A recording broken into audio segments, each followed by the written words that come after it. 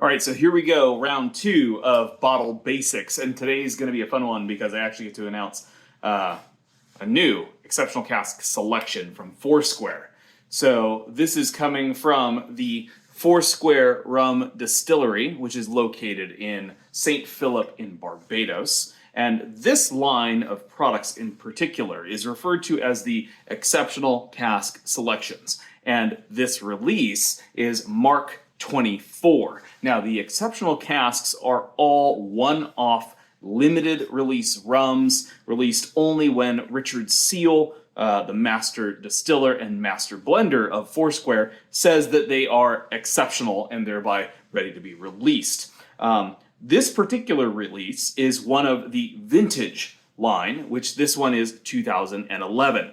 That year on the bottle relates to, or directly correlates to, the year that the rum was put into barrel. Now, as we go through and break down this bottle like we did in the previous session, we're going to look at a number of different things. Obviously, the distilled and matured at Foursquare Rum Distillery is very important. That tells you that this is entirely tropically aged because it was distilled in Barbados and then it was matured or aged entirely in Barbados. The reason that's important is because aging in a tropical climate is very different than aging in a continental climate. Somewhere like Ireland or Scotland or even Kentucky are going to have very different aging conditions than you will find like somewhere in Barbados. Now, Barbados is also very unique in that they have roughly 80 degrees Fahrenheit and 80% humidity 11 months out of the year. So because of that high temperature and high humidity, you have very high evaporation rates. And as such, you have very high concentration of flavor in the distillates being aged there. So moving along, you can see that obviously the Foursquare Rum Distillery is very important. It is noted at 3 different points on this bottle. The line itself also bears the name Foursquare. It also states it is a product of Barbados. So the identity of being a Barbados rum is very important here. Fine Barbados rum, again, really emphasizing that. Now, I mentioned the Exceptional Cask Selections. That is the title or the name given to the series of releases, all of which, again, are limited one-off bottlings of rum. This being Mark 24 means that this is the 24th release in that series. Now, moving along on the label, we then see single blended rum. That terminology is also important. That means that this rum is coming from a single distillery, and blended refers to the fact that it is a blend of 2 traditional types of distillation tech being used. One of which is the traditional twin column coffee still, which is a 19th century still, invented originally by Mr. Aeneas Coffee, as well as being blended with a 17th century double retort copper pot still. Those 2 different technologies produce very different flavors of rum, and thereby, when blended together, make a very different product. So a single blended rum, single meaning it's coming from Foursquare, blended meaning it is a blend of those 2 still types, and rum, of course, because the main distillate that was then fermented and distilled started with predominantly molasses. In this release, molasses. Foursquare does also work with some fresh pressed sugarcane juice. However, to my knowledge, that is not in any of these long-aged products. We then move down the label. You'll see the cask type is aged entirely in ex-bourbon barrels. So these were barrels that were once used for bourbon and then sent down to Barbados, and now, of course, they're aging rum. Now, some of these barrels have been used only one time for ex-bourbon and then now live on in rum. Others have been used once for bourbon and then 6, 7, or even 8 times for other rums before Richard at the Foursquare Rum Distillery puts his rum into that cask. Those different levels of use will also impact flavor because each additional use will have very different or lower extractives, but still will allow for high concentrations of oxidation as well as really good evaporative qualities. So reduction is still very important. We then get to cask aging, 12 years. As we discussed in a previous video, this is a real age statement. So at 12 years of age, or cask aged 12 years, that means that every drop of rum in this bottle was aged a minimum of 12 years.